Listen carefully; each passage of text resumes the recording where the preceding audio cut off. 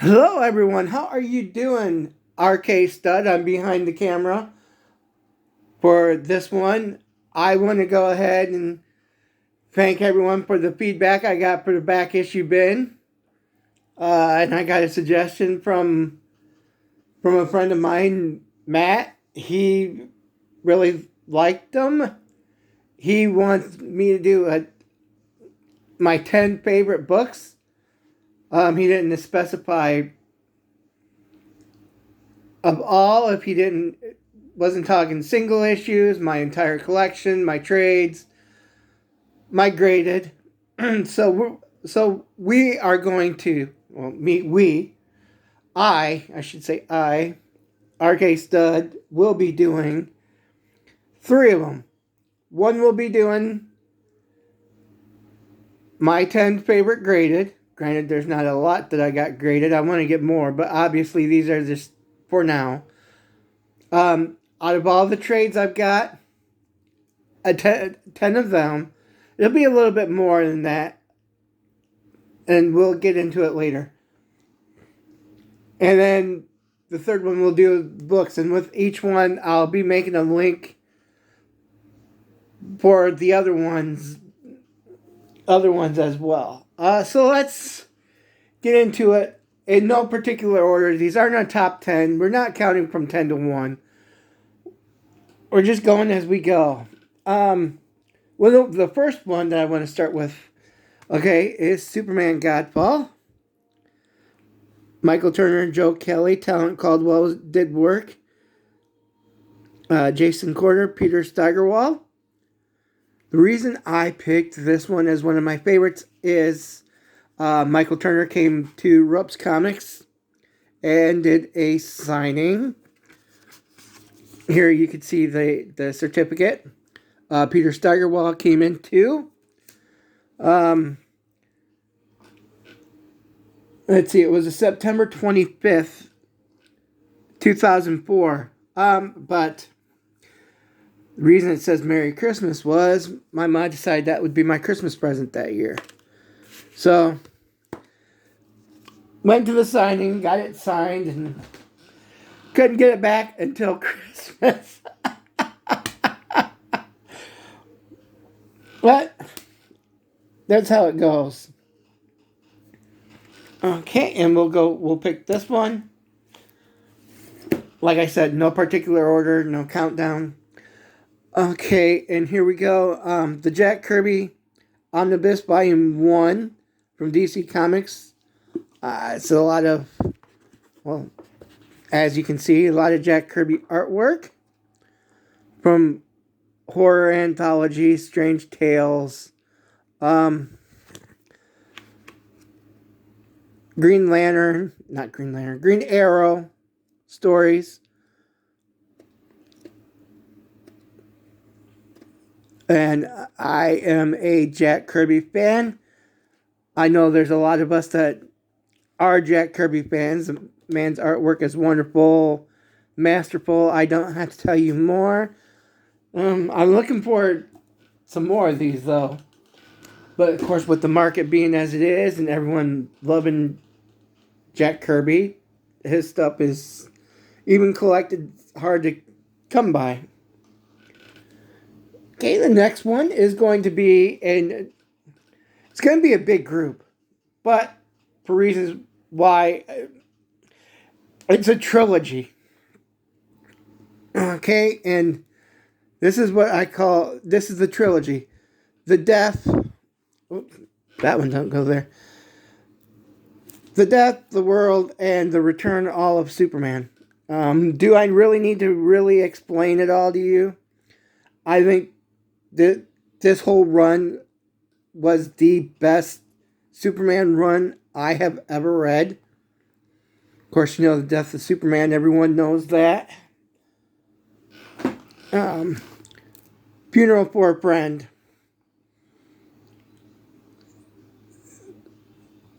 Again, just wonderful storytelling. Everyone did that year. Superman year and a half. The Return of Superman. They just did a wonderful job. They made us even though it was a ploy by DC, because when it happened, it was May. Yeah, had to be May of '93. I was getting ready to graduate high school. And one of the days at my school, they had the seniors all up in the library for some reason, and everyone was like, we saw the news report, and everyone knew I'm just a big comic book nerd from '93, still am. Obviously, they asked me what I thought, and I was right when the news report came on and everyone wanted my opinion. I said he would be back, and my hunch was right. They almost made me be wrong when they brought out the 4 Supermen. And, they made all kind of cases where this one could be the new Superman, that one could be the new Superman. So, I mean, hats off to everybody that worked on this. I'll give the whole Superman team props for this one. Doesn't matter, like I said, not everyone is signed, not for any personal reason. This one I think everyone pretty much has. If you don't, you still need to. Of course, it's Alex Ross and Mark Waid, Kingdom Come. The reason why I chose this, we'll get to it here in a minute. I was lucky enough, Alex Ross came into Rupp's for a signing. The day that line was long, and it was cold outside, and we waited and waited and waited. We were about the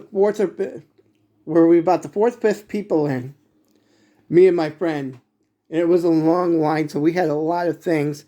And then years later, got Mark Waid at a Motor City Con, got him to sign it, and he goes, "Oh, Alex Ross signed this. I guess you want me to sign it too." Well, why do you think I brought the trade? These next two kind of go together, not really, but they're both by the same guy who did artwork. This one is Crisis on Infinite Earths. It is indeed signed. I hope you can see it right there. I hope you can see it. George Perez. I got to meet him again at Motor City years ago. Unfortunately, we all know they passed away from pancreatic cancer a couple years ago. He's missed, but I was lucky enough to stand in line. I had this in the next book ready to go, and people in line were looking at me, what I had, these two books, and they were making comments like, do you read your books? Just because everyone liked how mine looked. And I'm like, well, yeah, I read them. I was taught to take care of my things. And they're like, well, my copy of this is rolled up and torn and tattered. And I'm like, okay, I'm sorry, I take care of my things. Jeez, I was taught to.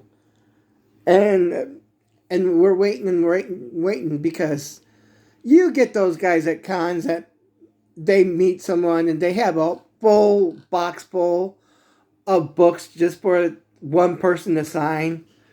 You're like, geez, buddy,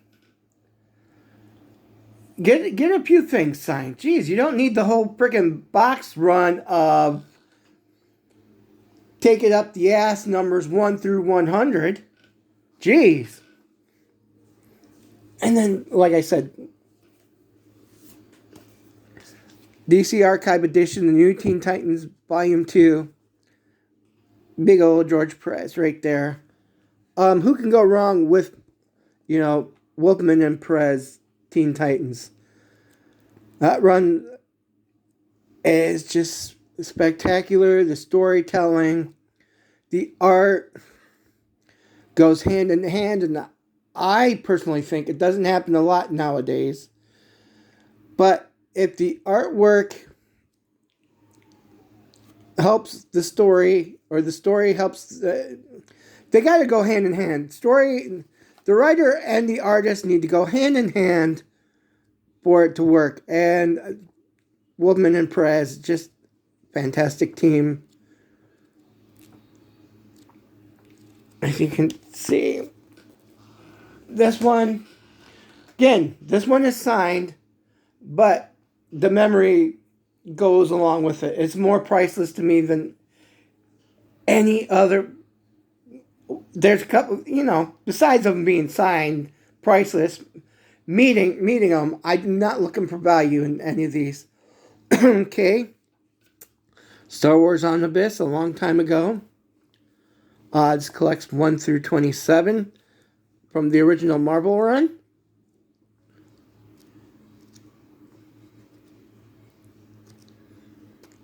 Again, I took this to Motor City a couple years ago. Let's see. It was supposed to be signed. Well, on the front, it wore off. Howard Chaykin did sign it. I wanted him to sign it in the inside, but Chaykin was being a dick, and he said, "Well, you didn't open it." Well, wouldn't you be nice enough to think about putting it inside? But there is one autograph that's in here. I'll get to it. I'm just kind of just showing you the artwork. I had a nice long conversation with this person too. And he was tall, a gentleman. He's just like, they can put look at this collection you have, man. It's amazing they can put all these books in here in a collection. I'm like, yeah. It was a nice conversation, and as you see here in a few minutes, I think we're in the early, first few issue reprints. We'll get to it. We'll get to it. We're almost there. Yeah, you can kind of see, yeah. So like I said, it's one of them that I have been lucky enough, thanks to God, for meeting some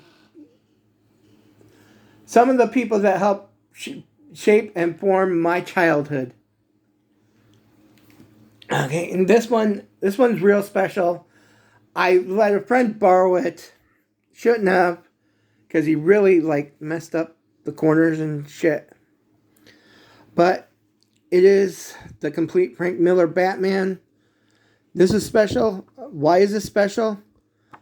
Well, my dad did when I was younger take me every Christmas shopping for Christmas, and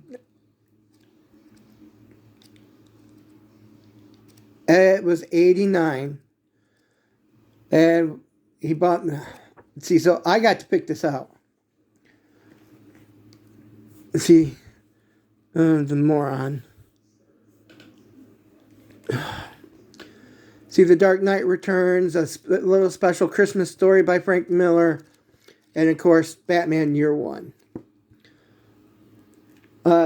So, Dad bought me this, and he bought some other Batman books that I picked out too. So that one's forever staying, just because it's a one from my dad. I will go with. I'm almost done there, people. Next one it's a 2. They go together. Power Pack Omnibus, Volume 2 and Volume 1.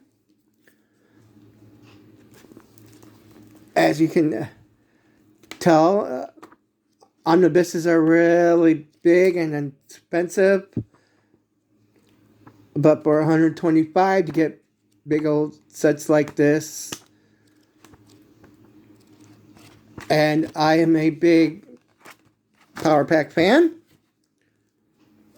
If they can find a way to work them into the new Marvel continuity, whatever that may be, that would be fine.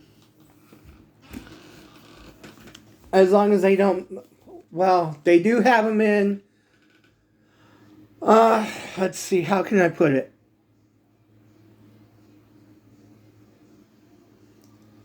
I don't like how they have, you'll see why I don't agree with some of the things. I don't like how some of the character traits are for some of the Powers children. Okay, and here's volume 1. Real quickly. But it prints most of it. The entire series and selected pages from other things that they were in. I think there was a Marvel graphic novel with Cloak and Dagger they were in too, if I remember right.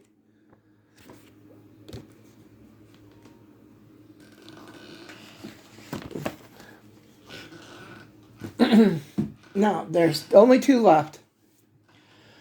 And this one's more special to me than anything more. This one's more than just the Peter Mayhew one. The only problem is I wish I could get it signed. But the person that would need to sign it has already died. They need to return, but unfortunately it won't be signed still. So,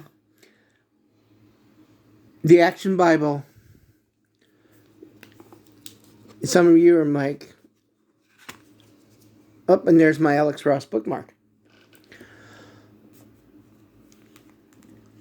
Some of you are probably turned off, probably thinking that cancel me because I'm a conservative and a Christian, white Christian straight male. Which, if that's the case, I'm sorry you feel that way. But of course, this is most of the Bible from Genesis all the way to Revelations. Now, granted, there were some before. There was one when I was little that had the Bible in 3 different books and was earlier artwork than this. Still wish I had that one to go along with this because I think there was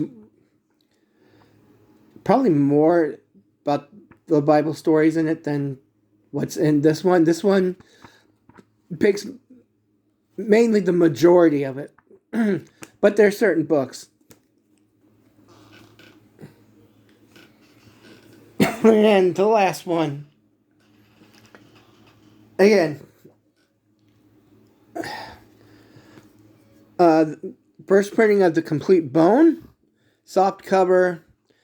When it was first released at San Diego Comic-Con.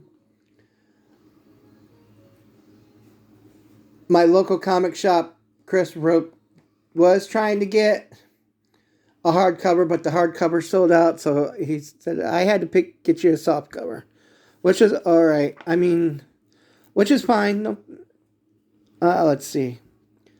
So everyone should know Bone by now. If you haven't, if you think it's just for little kids, you're wrong. It's how can I put it? Looney Tunes meets Lord of the Rings. And I just recently backed Thorn, the Thorn trade paperback, in which his entire run from the Ohio State newspaper, The Lantern, was printed. And in there you could definitely see some elements that went from there to here. And it was also that 2013 Detroit Fan Fair. He was there. So we at Toxic Pop at the time, we were able to go. We were able to secure, because I had to email Cartoon Books aka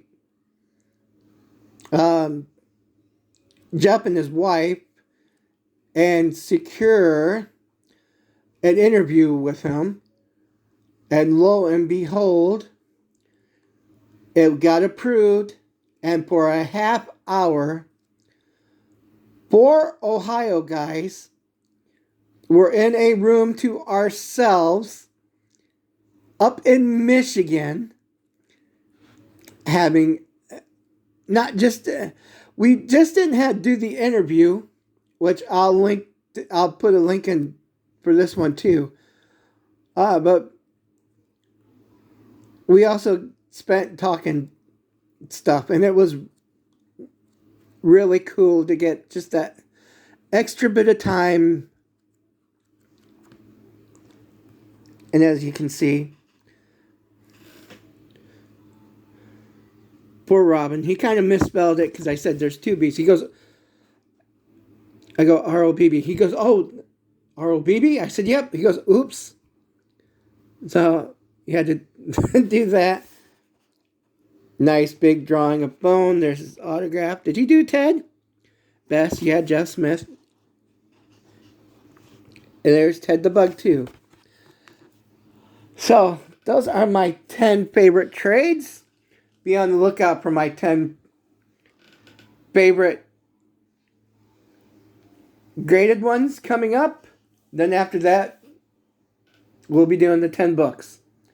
Sorry it was a little long, guys, but I had fun doing this.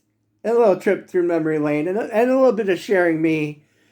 And you guys kind of figure me out. Get to know me a little bit more. I'm working on that. We'll see you for the next back issue bin.